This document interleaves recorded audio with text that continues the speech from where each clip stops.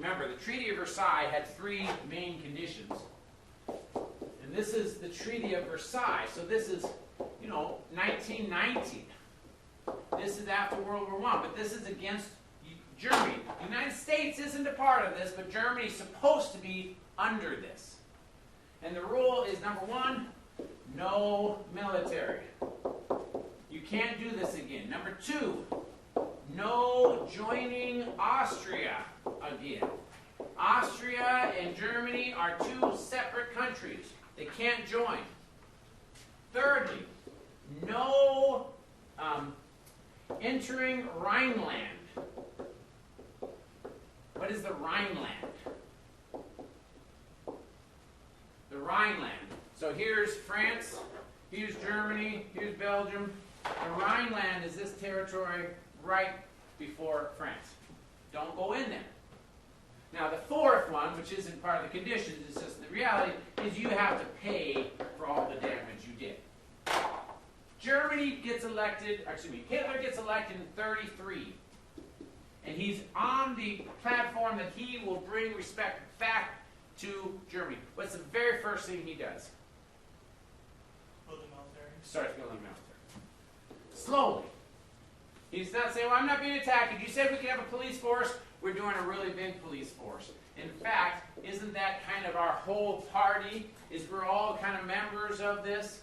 It's more of a police force, really, but we're beginning to build it. By the time we get to 1935, he's not just building the police force, he's actually building weapons. And he begins to do it by doing this huge advanced air craft, Air Force. I thought that they did have military, but it was just restricted. It was a military that was supposed to be limited to police only. So, enough to have a police. Yes, go ahead. This may not have anything to do with it, Go ahead. but why weren't they allowed to go into Rhineland? Because it's right next to France. And that was where they had World War I. Remember, they went through Belgium because they're trying to attack France. And so France is like the treasure that Germany wants. So you can't go near them. It's just like the no man's land between India and Pakistan. Very much so. Very much so. That's exactly what it is. Very much so. So they start doing this. By 1936 and 1937, what also do they do? I think I gave you a whole list of things. There you go. For the first 3 years, immediate reaction. Now France, by this time, even though it's rule of law, is worried. So they developed something called the Maginot Line. And I'm only going to say this because it's a little funny. And it's funny in a black humor sort of way. So here is France, and here is Germany, right? And okay, Switzerland and Belgium. So Belgium's got a bunch of mountains. And Belgium is on the same side as France. So they're allies. Germany is right here. Now remember, there's also a big giant Austria. As soon as Germany starts rearming, what can you do about it? Remember, Japan invaded Manchuria, and what does the League do about it? You shouldn't have done that. Okay, I guess we're not part of the League. Italy invades North Africa in 1936, and what does the League do about it? Well, we're not going to trade with you. But really, there's nothing. So Germany starts to rearm immediately. You can't really force them. You can't go in there and police them. You can't throw them in jail. So Italy does, France does a very reasonable thing. They create a wall. I mean, this is a huge, giant, enormous wall called the Maginot Line. In fact, it's amazing because they would have this bunker system with underground tunnels, concrete, okay? And every so often you'd have this great big bunker with cannons faced out there. And supplies get to go from one bunker to the next. So bunker, bunker, bunker, bunker, all the way up and down there. And the tunnels are able to move supplies. This is an amazingly fortified position.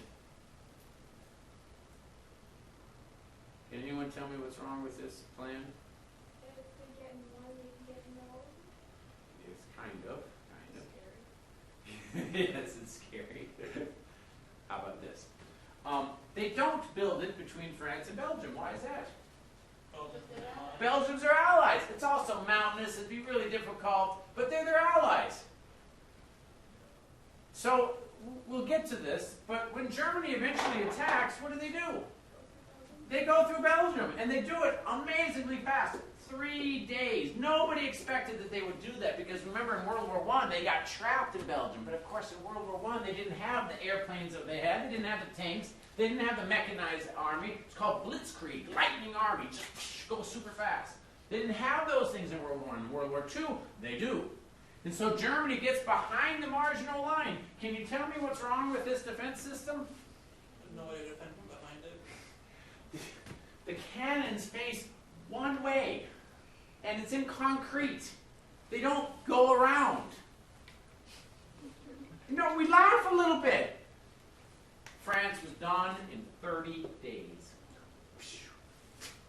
Germany gone in 3 days, France gone in 30 days. Just that quick.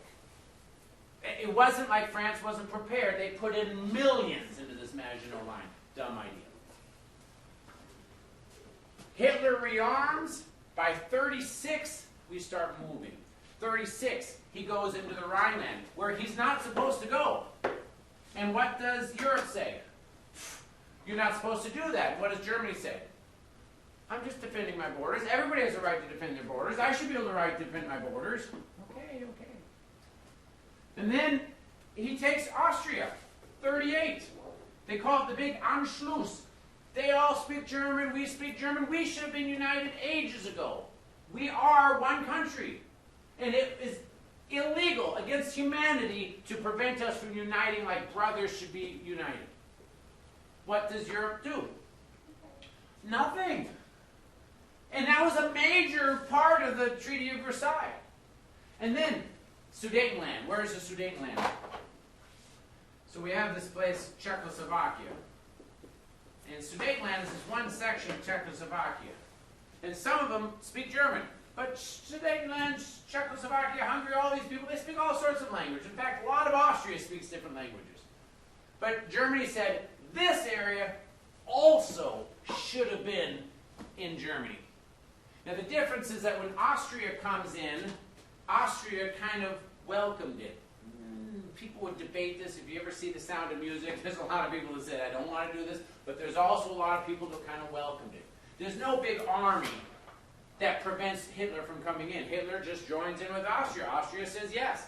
With Czechoslovakia, Sudetenland, the Sudetenland is one section of Czechoslovakia. The Czechs are saying, no, no, no. And Sudetenland, no, no, no. We don't want this. We don't want this. Hitler comes in and says it's only fair. They all speak German. They should be part of the German master race. England and France and everybody gets out of arms and say, if you do this, this is maybe too far. Maybe you shouldn't do this. Hitler goes and talks with them, and they make an agreement. And they say, okay, you can have that, but no more. And Hitler decides, he signs a paper, yep, no more. And what? 2 weeks later, he takes the rest of Czechoslovakia. Yeah, they all want to join. They didn't want their brothers to be lost.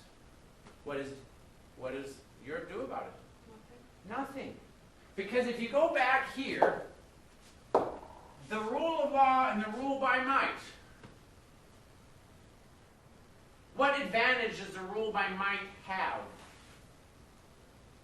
You have to follow any laws? You don't have to follow any laws. The rule of law means that if you make an agreement, you're going to follow it. Hitler loves the idea that we can make an agreement. Yep, we won't attack you if you promise not to take over Czechoslovakia. I'll sign that right away. Because what is he hearing? Nothing. We're not going to attack you, right? The if, totally irrelevant to him. You're not going to attack me now? Good. I'm signing it. You guys walk away. 2 weeks later, I'll take over the rest. I'll sign another agreement, by the way, if you want me to. I'm being a little bit flippant here, but not that much. This used to be called appeasement. Appeasement is that we look at this, and to some extent, you have to understand this. The rule of law side, especially England, France, Belgium, they're feeling a little guilty. And Hitler's got that working for him. The Treaty of Versailles was unjust. You shouldn't have had these rules. So we're just in breaking them. Guilty about what? Do what? What are they guilty about? Well, they feel guilty about imposing it. Remember, the United States didn't go along with it. The United States thought it was also too harsh. Well, 15 years later, the English and the French are thinking, well, maybe it was. Well, more of the English and the French. Maybe it was too harsh. Maybe we go ahead and let Hitler do this. After all, they have a right to be a country. That's appeasement. And Hitler is saying, yeah, go ahead and feel really, really guilty about it. What would have happened if they had a war in 1933 as soon as Hitler started rearming? How long would that war have lasted? Not very long. What happened if they had a war in 36 when he tries to take over Austria? It would have been longer, but would it have been as long? No, because it wouldn't have been as big. But you keep pushing. All Hitler needs is time. And he's willing to do anything in order to get the time. And so he takes over Czechoslovakia in 1939, and then he does the big one. Where's our map? Here's Germany. Here's Poland. Now I got to give you another map.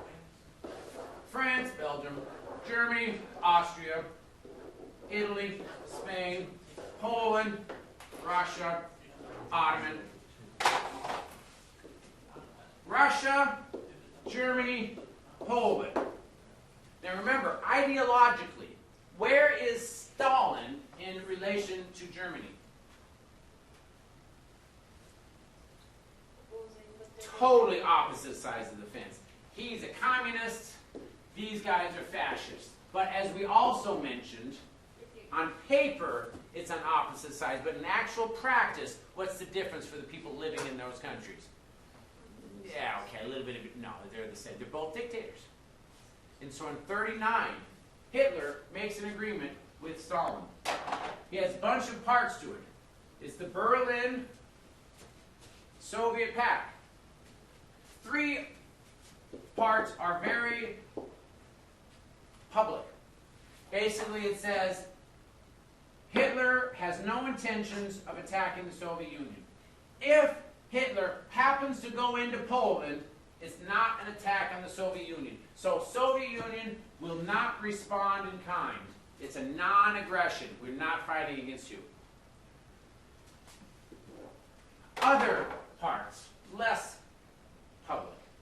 The other agreement is, if we go in there, we're going to divide up Poland, and you get half, and we get the other half.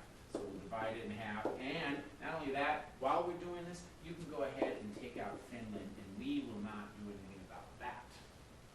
What does that seem like to you?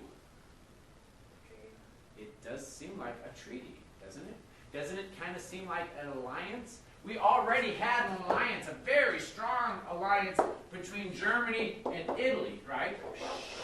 And these guys were allied across the waters with Japan.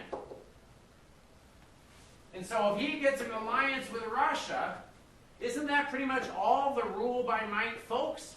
And Stalin says, okay. And as soon as we get that pact, they invade. Very important. They invade in September 1st. They go in, they take out Poland. England and France immediately declare war. And then what do? Nothing.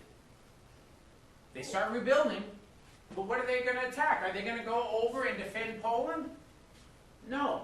They just know that Germany declared, and they told Germany they're going to declare war. If they did this, they crossed that line, they declared war, but then what do? Nothing. France has the Maginot Line, he thinks he's protected. England starts, but they don't do anything. There are people in the United States that look at this and they call it a phony war. They look at this and say, well, the United States, or England is declaring war not because they really worry about Germany, but because they want the United States to jump right in and save them, just like we did in the first war. We're not going to do it. And so people were actually calling it a phony war. Well, what was Hitler doing? Hitler is saying, I just need time. So he swept right through Poland, and then immediately, what is he doing? He's getting ready to go this way. He doesn't let it known, he doesn't make it obvious, but that's what he's planning on doing. And England and France are just sitting there waiting. And the people in the United States says it's a phony war. England could take out Germany anytime. Because remember, we beat them last time. Well, November 20th, Soviet Union starts going in there and nobody even pays attention. Take out Finland. We don't think of them As a threat. because we're thinking about Germany. And yet, there's an alliance. The next year, we see action. They start going Norway, and then Belgium, and then France. By this time, England has got materials, but they're shocked. They're shocked by how fast the war happens. Zips through Belgium in 3 days. And part of it is called this fifth column. This fifth column starts because way back in 36, Spain was having its own little revolution. It wasn't part of the Allies. It wasn't done in any of these things. But they were having a revolution against the king. There was a capital city, Madrid, and they looked at Francisco Franco, and he had 4 columns going to this city. And everyone is watching this, the whole world, because he's got modern weapons. 4 columns, he says, he's never going to be able to take Madrid. It's far too well defended. He comes right up to it, the world's watching, and the next day, he takes it. Just like that. And how does he do it? There was a 5th column inside the city that tore down all the defenses. And boom, he wins. This has shocked the world. Well, Hitler's not stupid. He did the exact same thing in Belgium. Belgium, he starts putting people into Belgium in place. They look like Belgians. They look like the noble people. And Germany is getting all of its forces amassed, and people say, no, they can't go through Belgium. Remember last time in World War I, that's where they got stuck. That's where the trench warfare was. That's what ended them. But Hitler just has a 5th column already in Belgium. And so as soon as he declares war, these guys come up, they take down all the defenses, and he sweeps through in 3 days. Everybody's shocked, especially France. They are lost in 30 days. France has to leave the country. Their government goes to England, and you have a government in exile, and all of France is now part of Germany.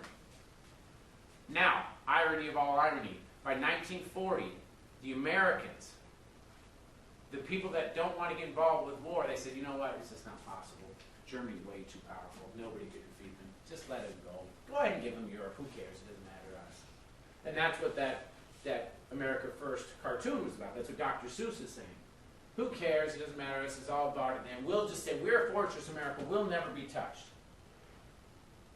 Well, as soon as Germany looks at this, the world actually was almost agreement with this fear.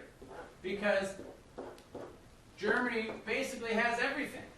And they start attacking England and lobbing bombs. They do bomb raids. And England is very near worrying about being defeated because those raids are just plowing through London.